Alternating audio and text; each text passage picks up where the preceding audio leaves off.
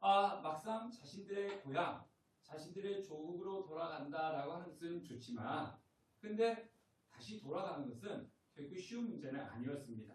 그리고 또 쉽게 결단할 수 있는 내용도 아니었습니다.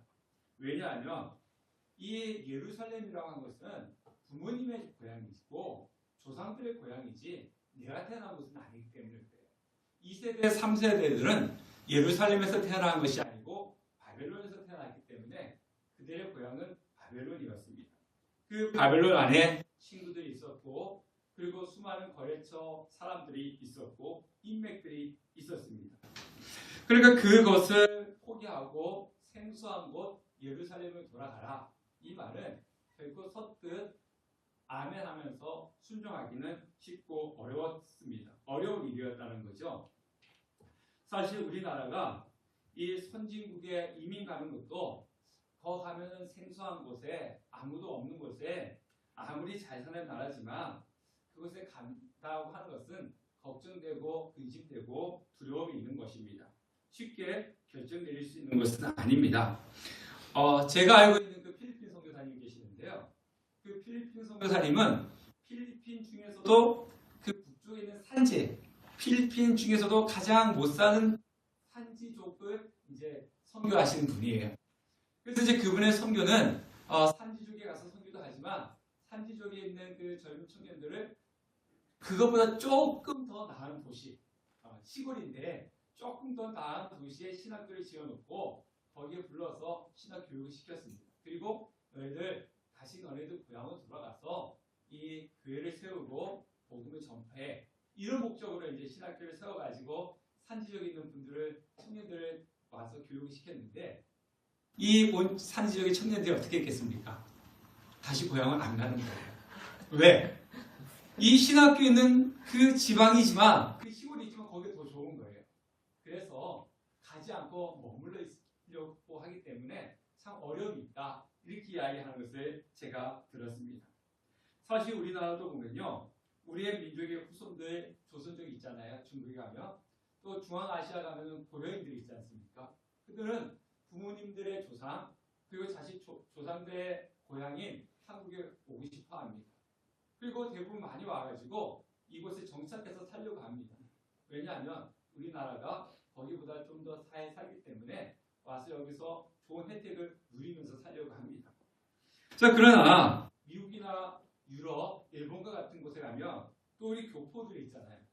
그 교포들도 똑같이 한국에 와보고 싶어 합니다. 왜냐하면 아버지의 고향이고 부모님들의 고향, 선조들의 고향이기 때문에 한 번쯤 와보고 싶어 합니다. 근데 그분들이 와서 정착해서 살려고 하진 않습니다. 왜냐하면 자신들이 살고 있는 미국이나 유럽 같은 곳이 더 훨씬 좋기 때문에 굳이 이곳에 와서 살려고 하지는 않는다는 것입니다. 않는다고 하는 것입니다. 자, 이와 같은 이유 때문에 이스라엘 백성들이 포로에서 돌아올 때 완전한 귀환이 이루어지지 못했습니다. 현실적으로 힘들고 어려웠다는 거죠. 그래서 돌아가도 좋다라고 하는 그 소리를 듣고 포로로에서 돌아온 사람들은요 5만 명밖에 되지 않습니다. 자, 이스라엘 백성들이 애굽에서 출애굽한 사람들이 몇 명인지 아세요? 출애굽한 사람들이 장정만 60만 명이잖아요. 근데 여기서 5만 명, 60만 대 5만, 이거는 게임이 되지 않을 정도죠. 그러니까 애굽에서 나온 사람들은 60만 명인데 다시 바벨론에서 예루살렘에 온 사람은 5만 명밖에 되지 않는 아주 작은 초라한 숫자입니다. 그런데 이 5만 명이 아주 중요한 의미를 가지고 있습니다. 자, 성경 오늘 에스라 2장을 여러분들이 한번 쭉 읽어보면요, 처음부터 끝까지 누구의 자손 누구의 자손 누구는 얼마, 또 누구의 자손은 누구 하면서 얼마, 이 이름만 쭉 나오고 있습니다. 그러면 우리가 이 성경 읽을 때 이 족보가 나오는 것이 힘들잖아요. 그리고 또 이름이 신미로, 신진, 윤은경, 신은영 이런 것처럼 한국의 이름이면은 쉽게 읽을 수가 있는데 발음도 제대로 안 돼요. 그래서 나열해 놓은 이유가 무엇이겠습니까? 그냥 공간을 차지하기 위해서 적어놓은 것은 아닙니다. 그만큼 중요한 사람들이기 때문에 성경에는 기록해 놓은 겁니다. 사실 여러분들 성경을 읽을 때요. 성경을 읽을 때 보면 성경에 있는 우리 성경의 난제 중에 하나가 뭐냐면은 아담과 하와의 자손 중에서 가인과 아벨이 있잖아요. 그 낫에 셋이 있잖아요. 근데 가인이 아벨을 죽였어요. 근데 가인이 가가지고 결혼했잖아요. 그때 그런 사람들이 그럽니다. 아니 가인과 아벨 둘이 있었는데 아벨 죽이고 가인밖에 없는데 어떻게 가서 사람 결혼을 해? 이렇게 이야기를 하죠. 성경에는 중요한 사람들만 기록해 놨기 때문에. 그래서 아담과 하와의 자녀는 가인, 아벨, 셋, 이 세 명만 있는 것은 아니에요. 더 있는 건데 중요한 사람들만 기록해 놓은 거지. 근데 여기서도 성경에서도 에스라 2장에서 사람들 쭉 이름을 적어 놓은 것은 이 사람들이 어떤 사람들이다? 중요한 사람이다 라고 하는 거예요.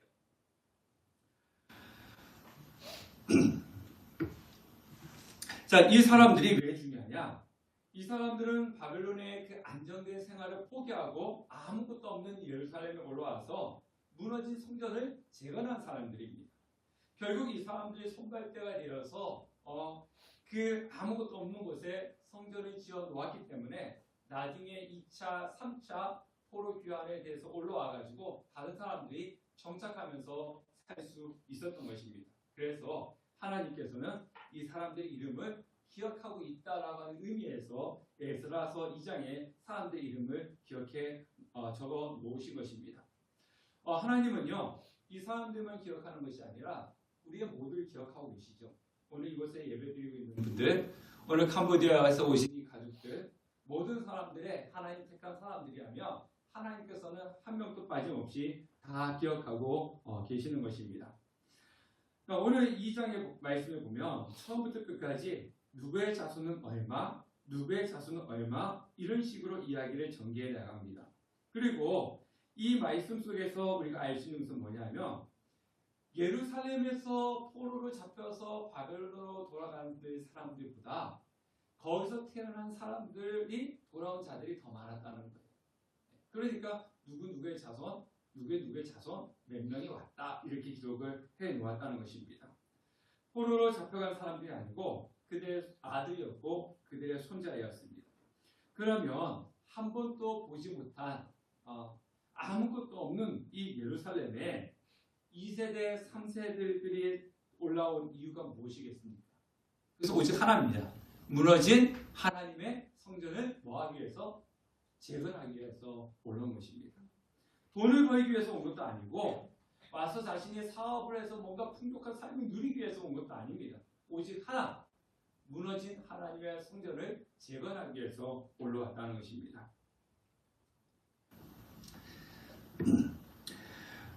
이들 마음속에는 어떤 것이 있었겠습니까? 바벨론의 포로로 잡혀간 사람들은요, 노예였다고 하지만 우리가 생각하는 것처럼 힘들고 어렵게 살진 않았어요. 자유롭게 노예였지만 자유롭게 살았고 그들의 삶의 깃들을 닦을 수가 있었습니다. 근데 힘들고 어려웠던 것이 하나가 있어요. 그게 뭐냐면 그곳에서 하나님께 마음껏 찬양도 하지 못하고 하나님께 예배도 드리지 못했다고 하는 사실이에요. 여러분들 우리가 코로나 때 지금 우리가 이렇게 와서 예배 드릴 수 있었지만 우리 코로나 때 교회 올 수 있었습니까? 교회 제도 올 수가 없었습니다.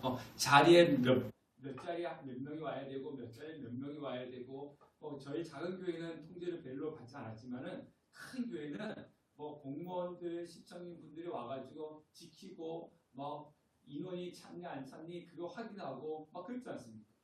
그때 나는 예배 안 가니까 좋아 이런 마음을 가지셨습니까? 아니면 교회 가지 못하니까 교회 마음껏 가지 못해서 예배 드리지 못하니까 너무 힘들어 이런 마음을 가지셨습니까? 예수 그리스도를 믿는 성도라면 예배를 제대로 드리지 못하는 것이 가장 힘들고 어려운 거예요. 제가 군대를 갔는데요. 군대 가서 이제 훈련소에서 첫 주에 제가 이렇게 직책을 맡았어요. 직책을 맡았는데 가지 말아요. 예배 드리러 가지 말아요. 근데 그게 얼마나 마음이 힘들고 어려운지.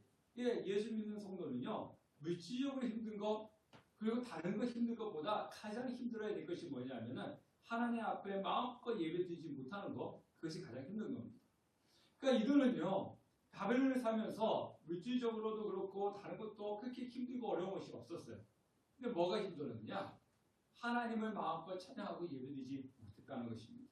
그래서 자신들의 조상들은 우리에게 하나님을 마음껏 찬양하고 예배드릴 수 없는 그런 환경을 만들어 주었다면 우리는 자녀들에게 하나님을 마음껏 찬양하고 제사 드릴 수 있는 그런 것을 만들어 주어야겠다. 그게 뭐냐? 바로 예루살렘의 하나님의 성전을 재건하는 것이다.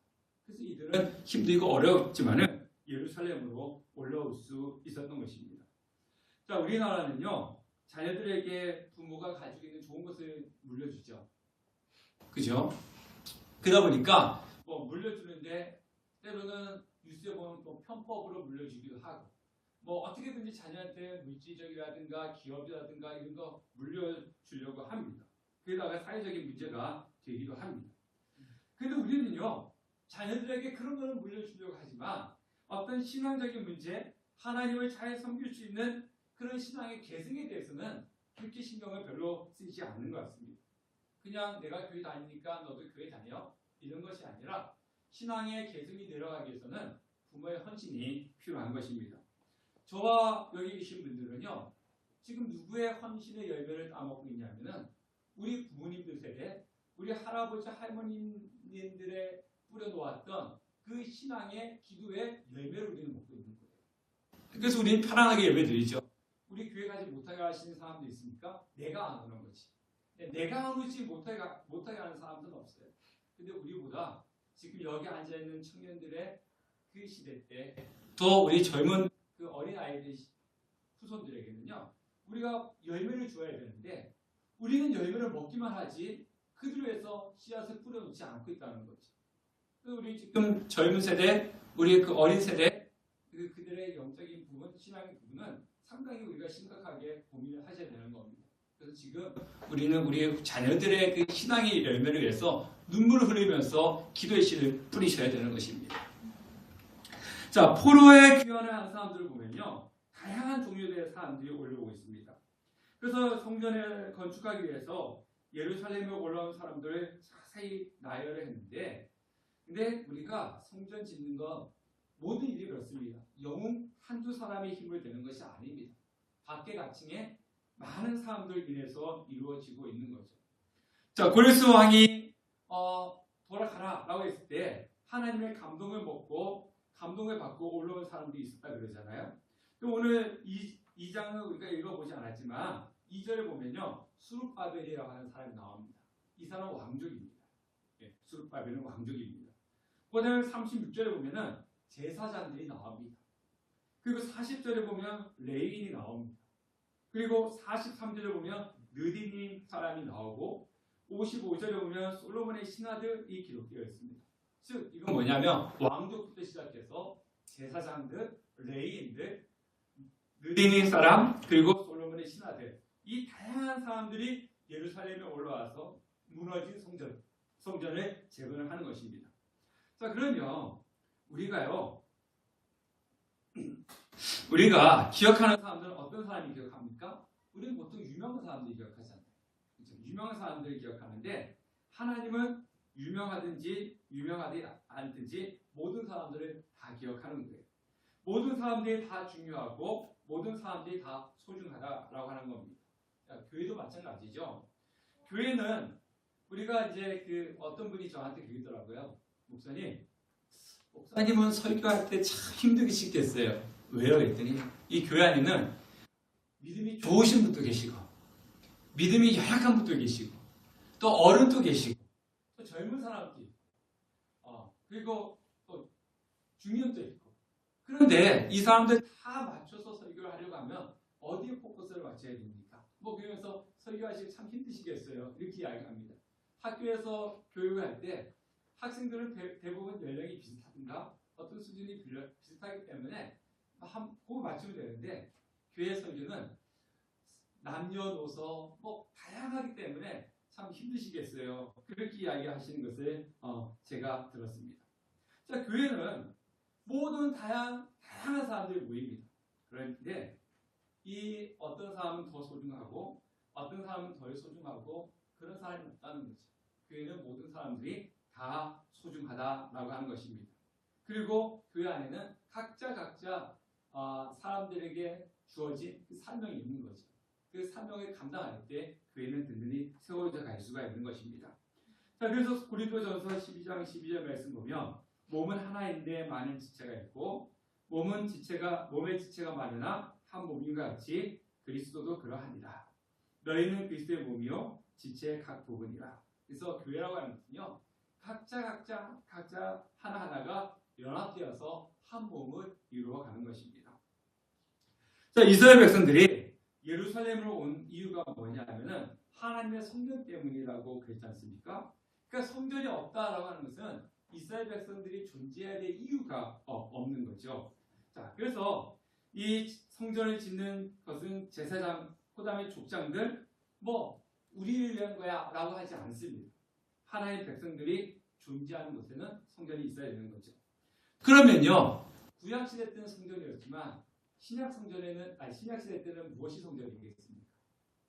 신약 시대 때는 하나님의 교회가 바로 성전입니다. 그러면 이제 우리 그런 이야기를 하죠.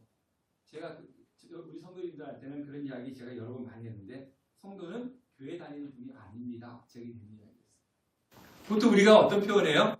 교회 다닙니다. 어디 교회 다니세요? 저는 여기 교회 다닙니다. 저기 교회 다닙니다. 그런 이야기 하는데 성도는 교회 다니는 사람이 아니다. 이렇게 이야기했습니다. 그러면 성도는 뭐 하는 사람입니까? 성도는 교회를 다니는 것이 아니고 교회를 세워가는 사람입니다. 네. 교회를 다닌다라고 생각하니까 그냥 내 입맛에 맞게끔 그냥 다니다가 그냥 또 여기는 아닌 것 같아. 그러면 또 다른 데 가고 그러는데 교회는 다니는 것이 아닙니다. 성도는 교회를 세워가는 존재입니다. 교회는 건물이 아니죠. 교회는 주님의 몸된 몸입니다. 주님의 몸이기 때문에 우리는 이스라엘 백성들의 성전을 심혈을 기울여서 세워갔던 것처럼 성전을 지어갔던 것처럼 우리는 그리스도의 몸인 교회를 세우기 위해서 심혈을 기울이고 헌신하고 노력을 해야 되는 것입니다. 자, 성전을 건축하기 위해서 우리가 늘 여겨봐야 될 사람이 있는데 우리는 눈에 딱 들어오면 수르바벨 왕족이었어. 제사장이었어. 레인이었어. 이 사람들만 생각을 하는데요. 자, 우리가 43절에 보면 어떤 사람이 나옵니까? 다 같이 한번 읽어보겠습니다. 시작. 유다님 사람들은 시아 자손과 하수바 자손과 담나온 자손과 네. 자, 느디님. 이 말은요. 나탄이라고 하는 말의 정도인데 나탄은 주다, 바치다라고 하는 뜻을 가지고 있습니다. 즉, 이 느디님이라고 하는 사람은요. 바쳐진 사람들, 드려진 사람들 이런 의미를 가지고 있어요. 자, 우리가 이 사람들의 역사를 살펴봐야 되는데요. 이들의 역사는 여호수아 9장에 나옵니다. 자, 여호수아가 가나안 땅에 딱 들어가서 여리고 성도 점령하고 아이 성도 점령하고 막 성을 점령하고 나갈 때 화친을 하라고 온 사람들이 있었어요. 기본 거주민들이었죠. 그들이 와서 뭐라고 했냐면 우리의 목숨만 살려주면 우리는 종이 되겠습니다. 그렇게 제안합니다. 그래서 여호수아가 그들을 살려주고 종으로 받아들입니다. 그래서 그 사람들은요 이스라엘 백성들의 종이 되었어요.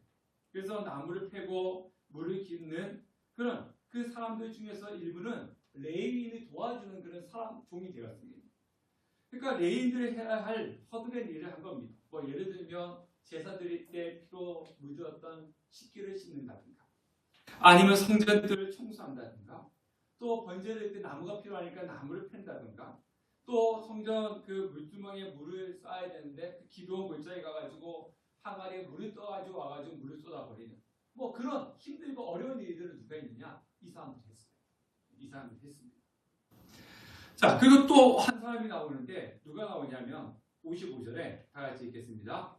솔로몬의 신하의 자손은 소대 자손과 하소수엘의 자손과 부르다 자손과.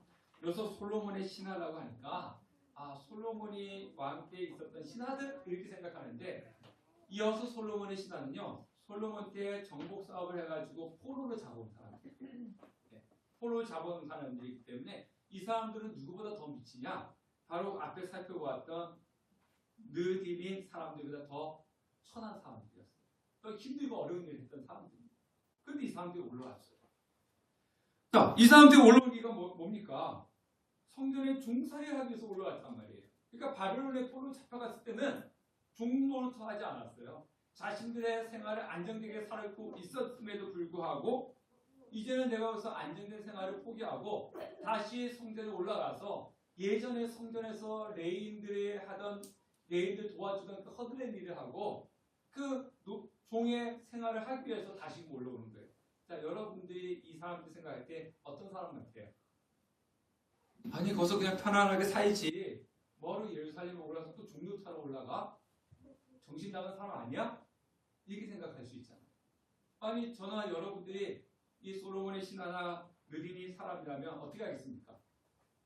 난 여기서 지금 똑똑하게 살고 있는데 굳이 거기 가가지고 이 종로 또 해야 돼? 안 가. 돈을 뭐 1,000만 원 준다 그래도 1억 준다 안 가. 가서 난 종로 태하기 싫어. 안 가. 그럴 거 아니겠습니까? 저도 안 갈 거예요. 저 돌아오지 않을 거예요.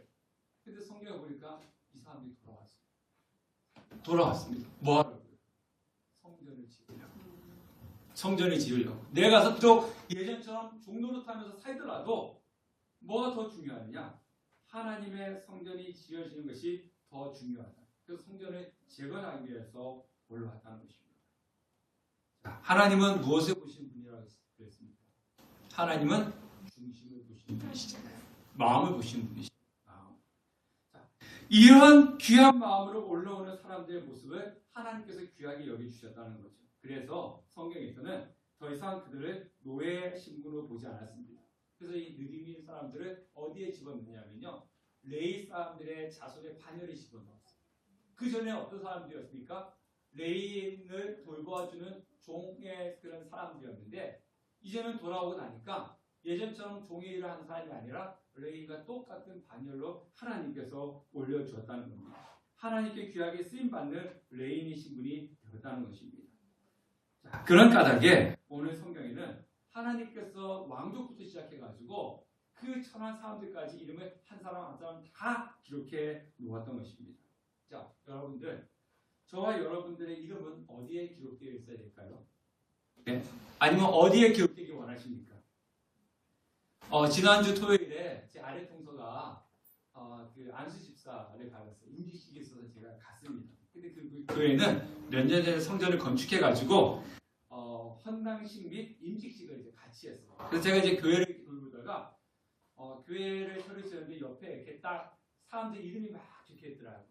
그 무슨 이름이었겠습니까? 이 교회를 짓는데 헌신했던 사람들의 이름이 막 이렇게 기록되어 있는 것을 보았습니다. 여러분들 어디 기념관 가는 건 어땠습니까? 기념관에 가면은 또 그것을 짓는데 헌신했던 사람들 이름이 이렇게 기록되어 있지 않습니까? 심지어 맛집에 가면 어때요? 유명 맛집에 가면 네, 연예인들 사인에다 이름 막 이렇게 적어서 이렇게 붙여놓지 않습니까? 그러면 저와 여러분의 이름은 어디에 기록되었으면 좋겠습니까? 네.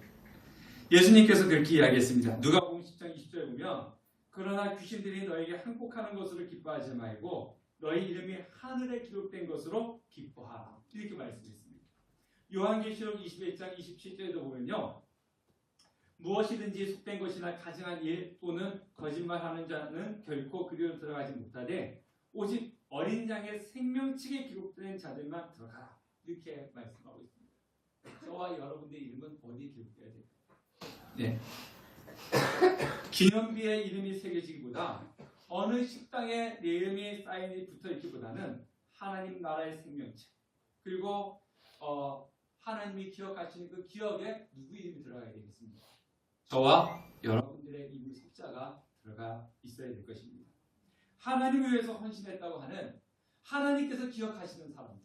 오늘 에스더서 2장은요. 하나님께서 기억하고 계시고 하나님께서 귀하게 여기시는 사람들입니다. 왕족이라서 귀하게 여기는 것이 아니에요.